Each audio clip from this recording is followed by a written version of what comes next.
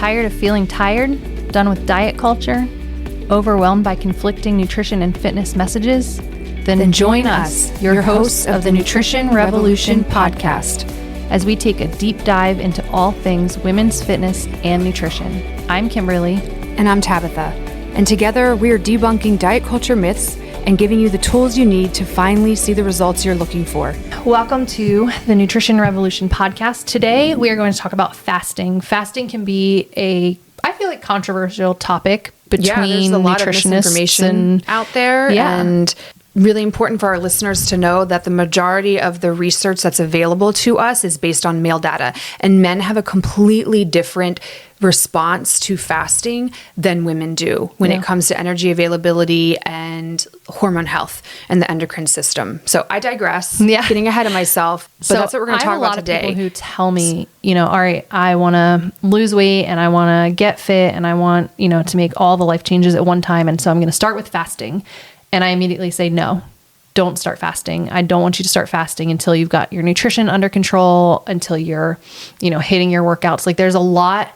I kind of look at fasting as one of the biohacks. Like you can do all of these things, but let's not start doing all of these, biohacks that you've seen on social media before you just get the basics under control. So let's get the basics under control first.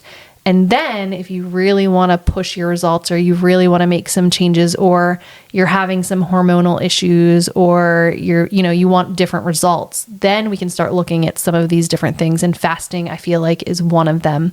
I started out fasting doing the 24-hour just water and bone broth. That's what I thought about when I thought about fasting, because that's what the men that I was following on social media were telling us to do, right? Not thinking this is male data.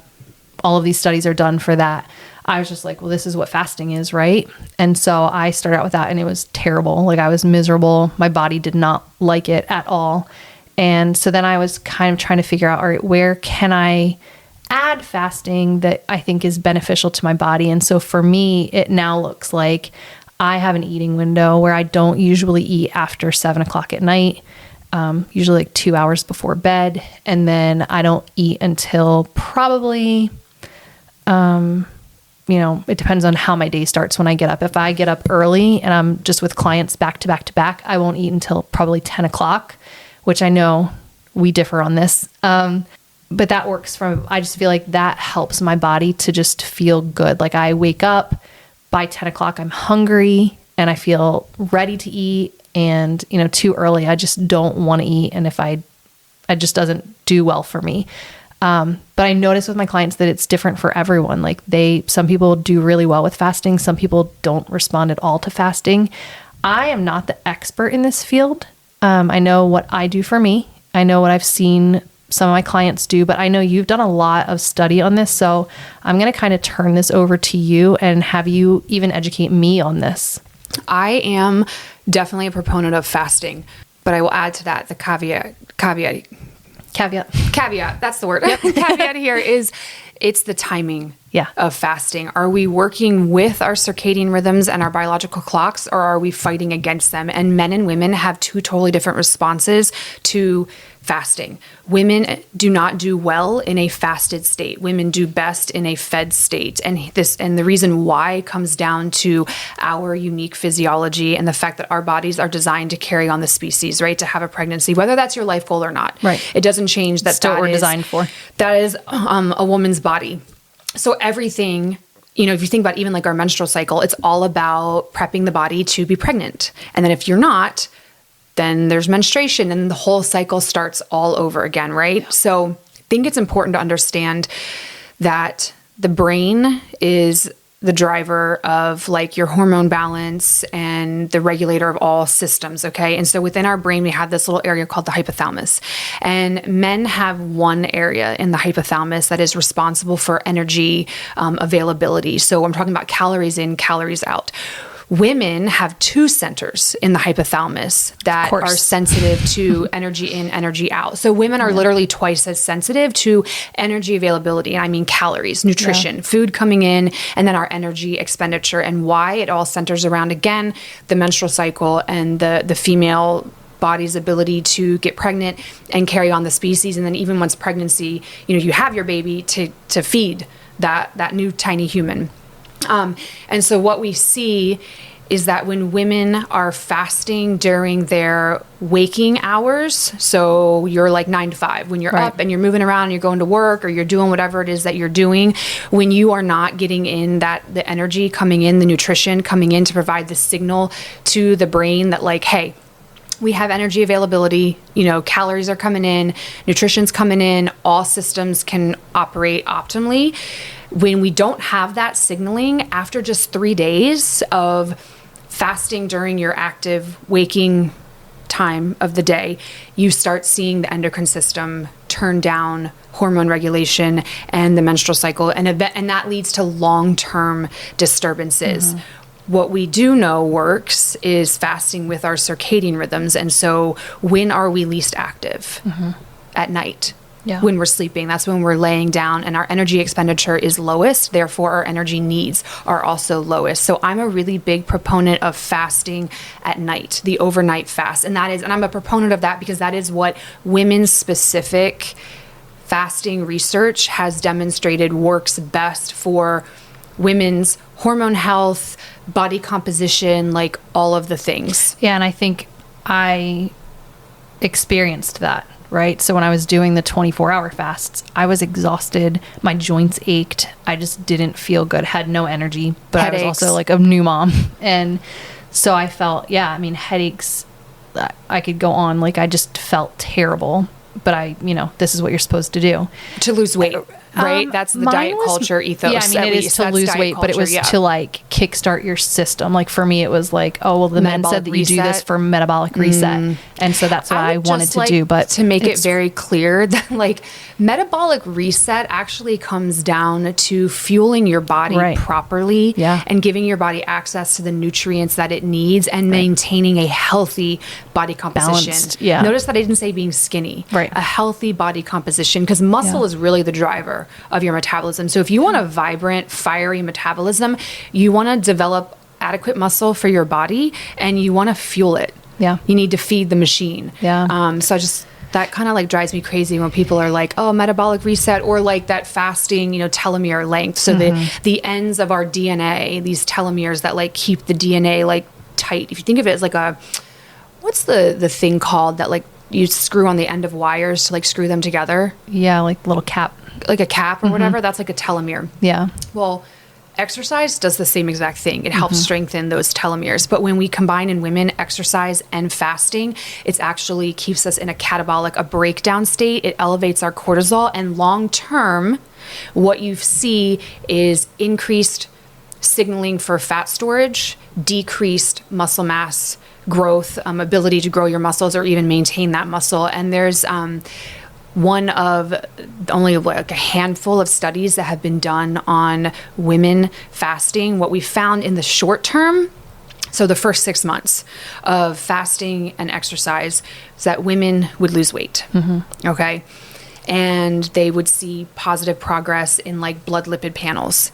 But then in the follow-up, in that 6th month to a year range, we actually found that blood lipid panels did not improve. So they had higher cholesterol, higher blood pressure, as well as increased body fat, decreased muscle mass, and they started feeling terrible. So it's like, it's that balance between what works short-term versus the long-term health. Yeah. And that's what we know now in women, is that the long-term ramifications on our health are far worse than any initial gain that you get in the beginning. Well, I think when I started doing like the overnight fasting, that's when I had the energy to get up and work out, or get up and move my body, or get up and make a meal that was nutritious and, fueling my body, where when I was doing I just wanted to lay on the couch and do nothing. So it makes sense. Yeah. I mean, if you think about it, if you drive your car till empty, like it's going to stop running. Right. And your body is ultimately a machine. Yeah. So it needs fuel, and it needs fuel when it is most active. And a lot of women that I work with that do the early morning workouts, they do fasted workouts, and then they go home and it's the whole like rat race of getting everybody out the door and themselves to work or wherever they need to go. So then they've eaten like maybe half a banana, or they've had a little bit of coffee with creamer in it. And then next thing you know, it's like 10, 11 noon and they haven't really eaten much. But then they're like, I don't really feel that hungry, because we know that exercise blunts our appetite initially. So your hunger hormones are out of whack now, too. Yeah. And then they finally do eat a little bit of food around lunchtime, like maybe a little salad with some grilled chicken. And then they go through their day and 3 o'clock and they're like, oh my God, I can't keep my eyes open. So then they're running, doing Starbucks run or whatever, more caffeine. Then they get home and they're finally able to like relax. The day is ending, everybody's settling down, and it's like 7, 8 o'clock and they can't stay out of the pantry, or they've had a headache all day, but they feel exhausted. They have no energy to like cook nutrient dense foods, but they're like starving, and they can't, like, they feel like the craving to snack is like almost unbearable. Yeah. And then when they try to just rely on willpower, which we've talked about in previous episodes, like that only takes you so far. And so a lot of my work focuses on shifting their mindset and mentality and fueling them around the busier, more active parts of their day. And it's incredible. After even just like 2 weeks, they're like, I have way more energy. My headaches are gone. I'm sleeping better. I'm feeling stronger in my workouts. And my cravings at night, like the junk food cravings that were so strong, and I'm feeling so hungry and like, a bottomless pit at night, like it's changed. I feel so much more in control of my appetite. And it all comes down to the timing of that nutrient, of the calorie intake, energy intake for women is so critical. And we've really been done a disservice, because again, that research that is out there that you see so many influencers talking about is based on male data. Yeah. And when we looked at the data on women do best long-term in a fed state. Yeah. Now, I know one of the things we've talked about like privately, Kimberly, is that you feel like it's hard for you eating in the morning, like, because you do such an early morning workout. Yeah. So when I do, some of my clients start at 5:30 in the morning. And so I get up and the last thing I want to do is put food in my mouth. And then, it just doesn't feel like I'm just not ready to eat that early. And so I do a lot of my training, back-to-back clients until sometimes 9:30 with no food. And I don't drink coffee. So like I don't have You're not even caffeinated. I'm very well hydrated though. I'll put, maybe a little electrolyte pack sometimes in my water, but I'm pretty much just hot tea or water training clients, getting it done. And, I'm a very hands-on trainer. So I'm working out with these clients a lot of the times. But I feel good when I run without food in the morning. And it started, my kids were little and my daughter didn't sleep, and I could sneak out of the house and get in a run where if I made any noise at all in the kitchen, she would wake up. So I would put on my shoes outside, go for a run, come back, sneak back in. And then I would, eat some protein, get everything ready for the day and fuel my body after. But those runs felt so good. So do you think that there is wiggle room in this? Like, are there some people who do function well? Now, I should also add that I eat very high protein. So when my last meal of the day is usually very high protein. So do you think that there is wiggle room for people who do feel good doing any sort of fasted run as long as they're fueling after their run? So no. The research and then a woman's physiology, right? How our brain works, how our hormones work. Long-term success will not be found in doing any kind of fasted, like I guess I would say chronic fasted training where that's like your go-to. Now you can, and here's part of the reasoning why. So at night, that is like the OG fast, right? You go to bed, let's say 9, 10 o'clock, you sleep hopefully 8 hours, 7 to 9 hours or so. And in that time period, you're not drinking and you're not eating. That is a fast. I would like our listeners to know that fasted state. That counts as fasted, where you are not taking in food. Your heart's still beating, you're still breathing, like blood's still pumping. So your body is still working in the sense of keeping the lights on, but you're asleep. So you're fasted. So then blood sugar levels drop. And then cortisol is the natural response. So the stress hormone cortisol rises. And we know that in both men and women, but especially women, our cortisol actually peaks first thing in the morning coming off of an overnight fast. And what brings that down? Nutrition. Right. Food is the only thing that will bring that cortisol down first thing in the morning. You can go out and you can stare into the sun, as people say about, I love getting that too. Direct sunlight, which is absolutely phenomenal. And I'm a huge fan of natural sunlight, but that's not going to bring the cortisol down. So then when we are fasted from overnight, and we haven't eaten anything in sometimes 8 to 10 hours, if you stop eating 2 hours before bed, right? Right. Your cortisol's peaked. Then you get up. And exercise is an external stress that raises cortisol naturally, right? Although it has a point and it has a purpose, okay? How do you combat that stress and make exercise, the external stress, become a positive thing? You do that with food, right. with fuel. That counterbalances it. So when you're already in a heightened stress response because of your overnight fast and low blood sugar levels from not eating all night long, and then you add exercise into there, you stay in what we know is a catabolic. So catabolic meaning breakdown. Right. So cortisol is elevated.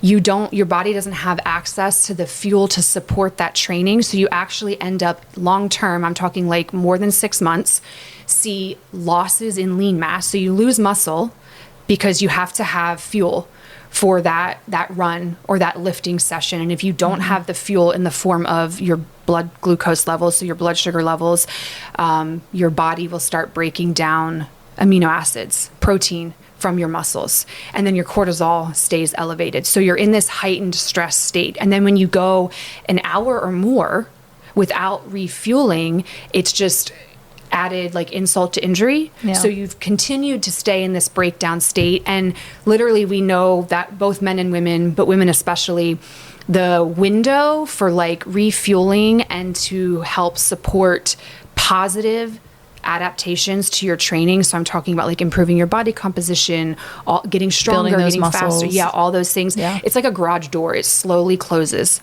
right? So the longer that you're going without fuel, the signaling that your body needs for hormone balance, for positive growth and change is not there. And then that door will shut. And so then if you're taking in food at like 11 or noon, you've missed an opportunity to really fuel your body, and you've actually kind of like cut your nose off in spite of your face long term. And so a lot of women that engage in that find like, I am so dedicated to my training, right? But yet nothing has ever changed. Like my body composition hasn't improved. I've actually lost muscle mass if they have access to scans to see, body composition.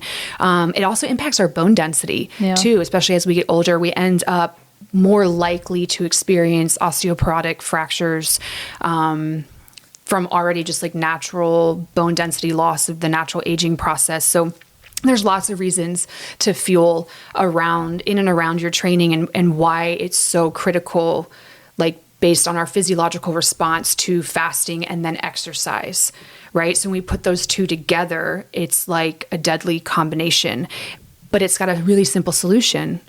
Add fuel. Some food. Yeah. Fuel in and around your training. So I'll be honest, I prefer working out early when I can. And that's usually like 6:30 in the morning. And I don't really feel that hungry, even if I hadn't eaten since 6 o'clock the night before. And I had, a 10, 12 hour overnight fast. Right. But what you need is the nice thing. And that I think what people get confused on is I think it needs to be like 3 eggs and 2 pieces of toast and bacon and half an avocado. Like, no, a little bit of fuel. I'm talking like 15 grams of protein if you're going to lift. If you're also going to do cardio, 30 grams of carb, like literally half a protein shake or maybe half a banana. Yeah. Or a combination, 1 piece of toast with a little bit of peanut butter on it or nut butter. It does not have to be a lot of food. Like a whole meal. Exactly. And if you've really conditioned yourself to train without that fuel, start small. Yeah. Start with I can't see me eating like half a piece of toast and then going for a run anytime soon. Start with like literally a quarter of a protein shake. Yeah. Something to provide the signaling to the hypothalamus, hey, we've got food coming in. We've got energy coming in. Bolster your blood sugar levels. Give your body access to fuel. You're going to feel better in your workouts, and give it like 2 weeks and you're going to be like, wow, I can't believe that I did this for so long. And you will adapt and adjust, and you'll find that your energy levels are better throughout the day. One of the two big things that my clients come to me literally like 2 weeks in, and they're like, oh my gosh, my energy levels are outstanding. My mood is better and my headaches are gone. Yeah. And then when we're like 4, 5, 6 months into it, they're like, I'm actually seeing results that I've been looking for years that I hadn't found before. I mean, I'm a big fan of, that overnight fast. And, Me too. Where I worry and where I see a lot of clients coming to me wanting to do the fast is the during the day fasting. And I have to tell them there's such, and you've probably seen this too, I feel like there's such a fine line between fasting and deprivation. So if you are using a fast to reduce your calories or to try to not eat, that could be a very, as someone who is a recovering disordered eating person, I can see some people trying to use fasting as a code word or oh no, I'm not eating, I'm just fasting. That's not safe. So when you're fasting in those calorie windows that you are eating, you need to be eating the right amount of calories and getting in the right amount of nutrients in that eating window. Fasting is not a time for you to be like, well, I'm fasting, so I could only squeeze in 1,200 calories. You're not a toddler. You need to get in actual food during those windows. So I think sometimes people are leery to fast because they're like, well, I have disordered eating or I have, history of calorie restriction, and I feel like this would cause that. That's not what we're talking about here. We're talking about setting eating windows so that overnight you're getting in 12 hours of fasting. And then, like Tabitha said, getting in food when you wake up and starting your day with nutrients and fuel that allows your body to function properly. Yeah, ultimately, skipping meals during your waking hours is a missed opportunity to nourish your body. And I would like to point out the difference and explain something. So true fasting, okay, when we're talking about we have depleted blood glucose levels, so we're using glucose from our liver and our muscles, the glycogen storage there, that takes 24 hours of zero food intake before you get to where your body starts burning ketones, the whole ketosis, very... That's why I was doing the 24-hour fast. Yeah. So you have to be without food for 24 hours. If you're not doing that, that's just called time-restricted eating. Yeah. And the time-restricted eating where you have your eating window and then your fasting window, it's time-restricted eating. It really comes down to calorie management. Yeah. And so if you are looking to manipulate your calorie intake for whatever your goal might be, do it during the time that's going to work with your physiology. That's what I want women to take away from this. Yeah. Right? So you have your eating window, which that you can say, it's time restricted eating. People like to call it fasting, whatever makes you feel best. Whatever feels good for you. Yeah. Okay. Do it in a way that's going to work with your physiology and set you up for success and for hormone balance. Long term. Exactly. Mm-hmm. Yes. If you are starting from nothing. Yeah. And you start fasting during your waking hours. So let's say a 16-8, where you eat 8 hours out of the day and fast for 16. You're going to most likely see weight loss. Yeah. Okay. But how sustainable is that? You really want to spend the rest of your life only eating 8 hours out of the day? That doesn't lend to being able to go out on weekends or hang out with friends. And perpetuates disordered eating, in my opinion. Mm-hmm. That's just my opinion. I don't have the receipts to back that up. But I've seen it. I have seen that with clients with, in my experience, people are using it as an excuse to not eat enough calories. So you're right. And justify it in the name of health. Well, it's healthier. I'm, improving my, Yeah. And that lends into another topic, which we'll talk about at a different time. But there's something called orthorexia, where you are so health conscious that you're actually having disordered eating. So we'll talk about that a different time. Yeah. But another topic. Yeah. But what we know, long term, okay, a 16-8 window where you stop eating at 6 o'clock at night. So then you don't eat until, what would that be? 10 a.m. If that was a 16-8. So you're eating from 10 to 6. Long term, especially if you're exercising before that eating window starts, long term, so I'm talking 6 months later, you're going to plateau. And you're likely at that point to be experiencing fatigue. headaches, feeling like you have no energy for your workouts, feeling like your snacking and cravings are like out of control. And then the unfavorable body composition changes, or like the no change where you're like, why am I no longer seeing? Working? Yeah. Why? Like, honestly, a lot of women can like, I'm actually getting fatter. Like the scale is shifting. Like and because you have increased signaling of fat storage, because from like our biology, our physiology, your body thinks that you're in a famine, that you're starving. Like your brain and you're also not building that muscle. So that muscle could actually be going away. That makes you feel like you're, gaining weight too. Right. And that, because you don't look the same. Muscle is the driver of our metabolism. Muscle is a metabolically active organ. It's a very hungry organ. It takes a lot of calories to maintain it and to keep it going. Yeah. And it's fantastic. It allows you to like eat like a machine, but when you're not, and then you're exercising, so you don't have the fuel, the next step in providing fuel for your energy and activity is to break down amino acids, the protein, because it has to do with the availability of oxygen. I'm not going to like bore our listeners because you're probably thinking like, oh, well, my body will just burn fat. My body will just burn fat. To a point. Right. It depends on the intensity of your exercise. We know that when you are like breathless and working hard, you're mostly only able to use glycogen or glucose in the blood. That's that carbohydrate for energy, because fat requires oxygen to be broken down to be used as fuel. So if you're just going to be out walking, that's going to keep you not needing as much, I guess, glycogen or glucose for fuel. But either way, long term, if you're not getting the nutrition that you need in and around your training, in and around the busiest parts of your day, it's a missed opportunity to nourish your body, and you will long term experience dysfunction or dysregulation. Outcomes that you don't necessarily want. So, and it's so much more than just the number on the scale or the body composition. Like, how do you feel? What are your energy levels like?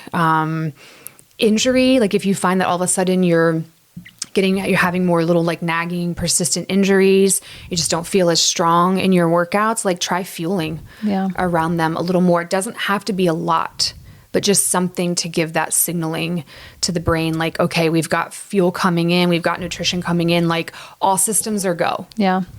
Yeah, I think it's interesting. I'm always down for trying different things and switching up my nutrition. I love learning about it and using myself. I would never tell a client to do something unless I've tried it myself. So I'm always like, well, let me see what happens here. So even though, I feel good now and it works, I feel like it works for me. It's, definitely something that I'm going to try and see. Yeah. And like I said, it doesn't have to be a ton of food. Yeah. Just a little bit, maybe a little bit can go a long way. Before I roll out. Honestly, bone broth would be great. A quarter of a banana. If you're doing cardio, you want to have a little bit of carb there. Yeah. If it's just going to be lifting, protein's fine. Yeah. With those, like my long runs, I don't do the gels, or like I used to do those jelly beans. I love those jelly beans. I feel like I ran for the jelly beans. But I do like nut butter packs. And those have a good amount of protein and carbs in them to sustain that. So, yeah. Yeah. Hey, you're not driving your car on empty. Or you can try. You're not going to go very far. It's the same thing with your body. Yeah. The difference is your body doesn't completely shut down, like stop dead on the side of the road like your car will, but you end up with dysfunction. And one of the things I think people think that living tired all the time is normal and not feeling good is normal. And I think people are told by their doctors that it's just aging. getting older. It's like, normal, but it's not. I'm pushing 40 and I feel better now than I ever have. So same. I'm ready for it. So I think this discussion on fasting is good. I think it's helpful. Even I've learned some things today that I will probably start trying and see how they are. I'll report back. But I think don't be afraid of fasting. Don't be afraid to try it. And obviously we need some sort of fasting. If your body's constantly taking in fuel all the time, you're not, doing your body any good. Then it's the opposite where then you can gain weight and increase fat storage. Like if you're taking in an abundance of calories, but most women that have been exercising and dieting, and I'm like using air quotes around that term dieting. So by dieting, I mean like always trying to eat as little as possible. Right. Most women are not at risk of gaining weight by eating more. Yeah. And in fact, they're actually probably stuck, plateaued, or not seeing results anything. because they're not fueling enough. And I know that's really scary as women to think like, what, I eat more, or like, and maybe not even eating more at first, right? Because you got to meet people where they are, but just paying attention to what you're eating around each meal, you know, paying attention to adding the timing. It's the timing. A lot of the times progress comes down to a misstep in the timing of our nutrient intake. So making little shifts and tweaks while you work towards preparing yourself mentally to eat an appropriate amount for yourself as a grown woman, as an adult, especially one that exercises normally, like that might be a better starting point than like you have been living on 1,200 calories but what you really need, you need like 1,800 or more. Yeah. Because that can feel scary too. Yeah. So yeah, moral of the story is fasting has benefit and it has a time and a place, but it comes down to the timing of your fast. And I'm a big proponent of the overnight fast because that is what the literature shows or demonstrates as being safe and effective and healthy for women. Yeah, good. Hope you found this episode helpful. Yeah, until next time. Thanks for spending your time with us. If you found this podcast helpful, we would love for you to share it with your friends and family. And don't forget to subscribe on your podcast platform. If you have nutrition or fitness questions you want answered on future episodes, we would love to hear from you. You can submit these questions to our email, thenutritionrevolutionpodcast@gmail.com, and follow us on Instagram @thenutritionrevolutionpodcast.